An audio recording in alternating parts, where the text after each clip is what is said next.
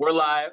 I don't need very much of your time today, and this is already a skill that I know you have, but there are some pointers, some guidelines, as well as some resources that I want to show off to y'all. We're talking professional communications this week as our adult skill of the week. This is not strictly reserved for emails because a whole week of email units sounds like pulling teeth, and I don't think any of us want to do that. So we're just going to start with today, get it out of the way, yada, yada. But before we do any of that, you should be updating your budget spreadsheets. There is now a place to turn them in at the end of the month, the V2 version, or the version 2, I mean.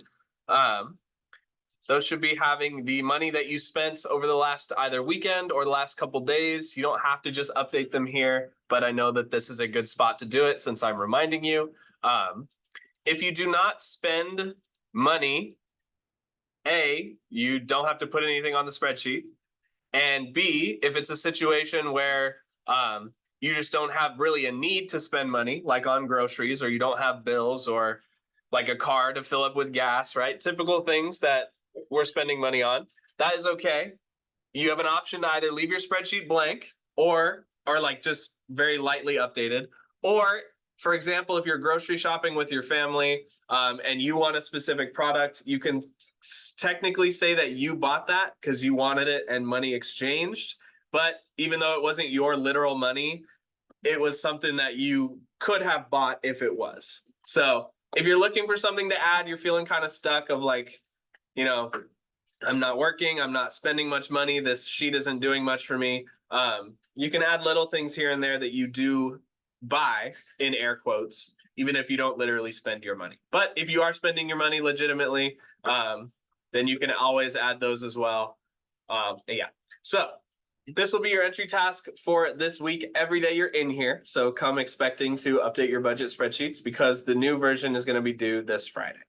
Nothing changing about how it works, just it's going to have updated data so I can see that you're using it for these entry tasks. So I'm going to briefly talk about once you finish that, shouldn't take too long. I need to do mine, so it's going to take a second. We'll have some time to do that. We're going to talk a little bit about emailing today. Emailing is one of those things that can't figure out how it works in the world in a way, because it's a very kind of dated form of communicating, but it is still a majority of my job when I'm not teaching is emailing, as I'm sure you guys are already aware. Canvas messaging, business communications, right?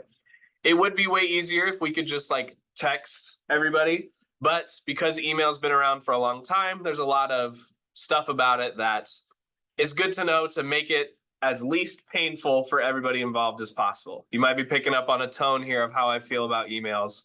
I like them, I just get too many. So these tips should help you actually get stuff done with email. It's what's worked for me. Yeah. So the basic guidelines. This is going to sound silly to say out loud because it's kind of like, yeah, duh. But I want to be just getting it out there, the things that I found in my experiences that work really well. So if you want to get stuff done with email, you always need a subject. If I get a no subject email, it ends up at the bottom of my to-do list. It's the last thing I'm worried about. So if you're trying to get something done with a teacher, I'm going to use a lot of student example, not literal student examples, but examples for your guys' lives. You always need a subject in your emails. And there's two ways that you can make your subject really click with who you're trying to talk to. And that is deciding how important this email is, and also how fast do you need a reply. And there's a very key aspect that you can add to your subject line, and those two words are action item. This exact phrase, and then followed by what the action item is, like grades or letter of recommendation or stuck on question 12, right? These two words immediately click my teacher brain into going, okay, this I need to read because this has something I need to do. That's the action item part. If something is not that serious, if you just have a question that could be answered whenever, or you were trying to figure out when something happened, like club-wise, or, you know, you guys know it's not that serious, you can put something along the lines of no action required, or I've also said, you know, low stakes. I've also said, those are the two biggest actually. These two things are going to very quickly allow your email to actually start working for you and make it as easy as possible for everybody involved. So action item is going to be fast. It's going to be more of a priority. And then no action required, low stakes is going to be way more chill, not chill and less necessary. So with these two things in mind, after you say, all right, sorry, I don't know how to use Word. Go back one. There we go. So you always need your subject, and then your subject should contain just a single sentence about what you're trying to do. Single sentence. You guys are just watching me type at this point. Okay, so if you need help with the homework, action item, homework help,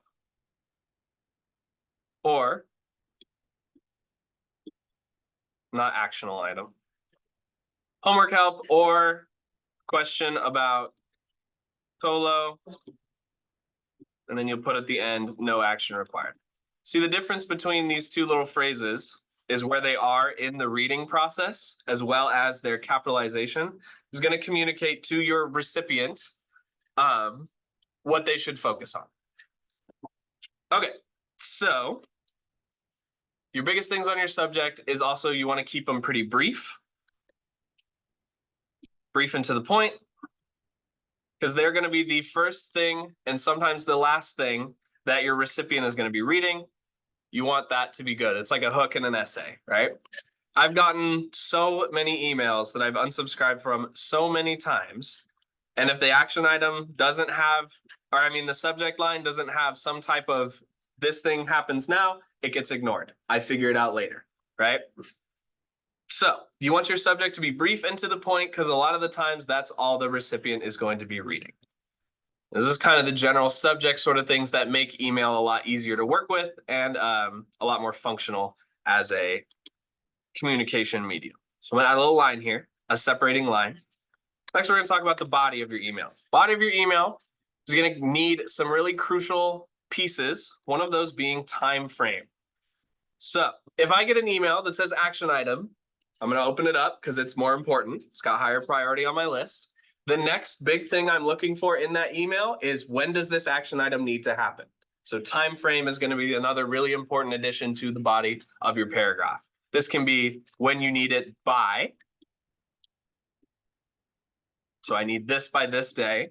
This can be when it needs to be done, which is different if it's something that's not like an actual piece of physical material. When it needs to be done, or how long it should take is hugely important when you get into the working world and out of the even now in high school, this is what you guys want to know, right? When you're given a task, the first thing you think is, almost if I assume, how long is this going to take? How much of my free time do I have to spend doing this thing that I maybe don't really want to do?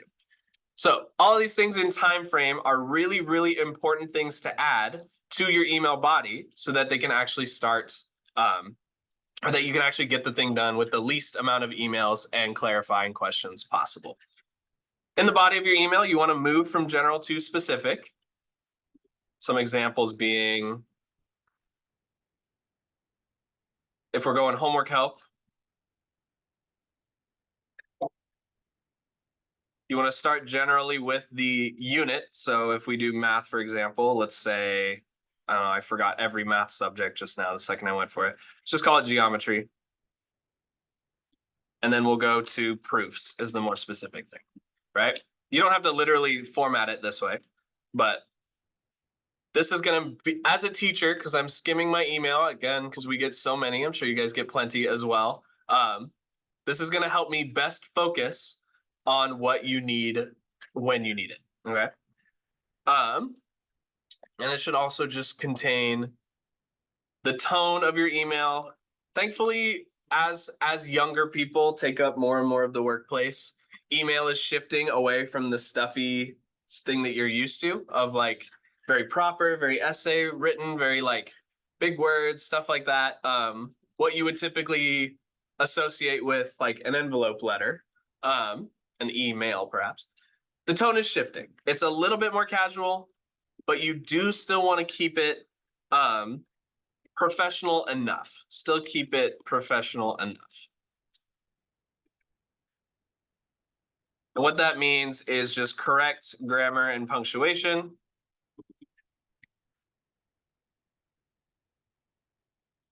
As well as appropriate word choice. We'll say that.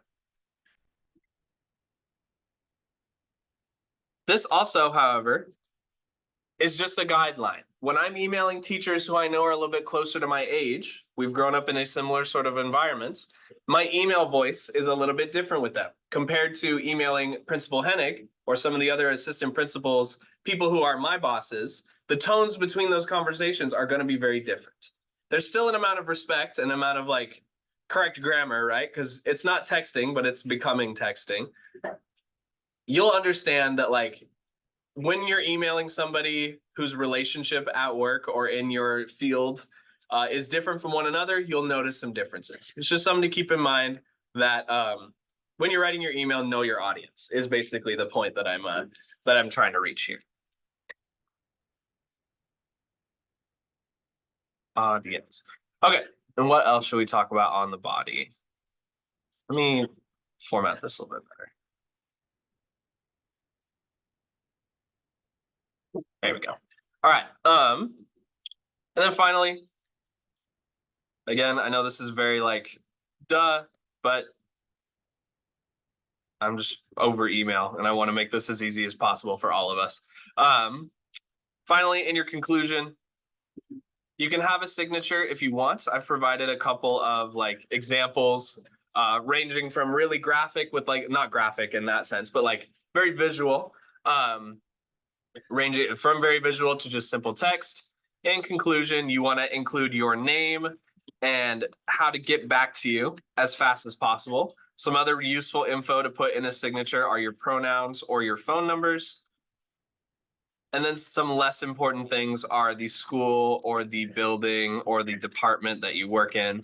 Because the biggest thing when you're communicating is who and how do I get back to them, right? All this. Example one, or as an example, let's say I need to meet with my teacher during flex and it's not, I signed up or I defaulted and I need to pick a different teacher for flex. So you're going to start with action item because we're thinking about how this is something that needs to happen sooner than later. Flex, I don't know, do we want to call it flex accidents?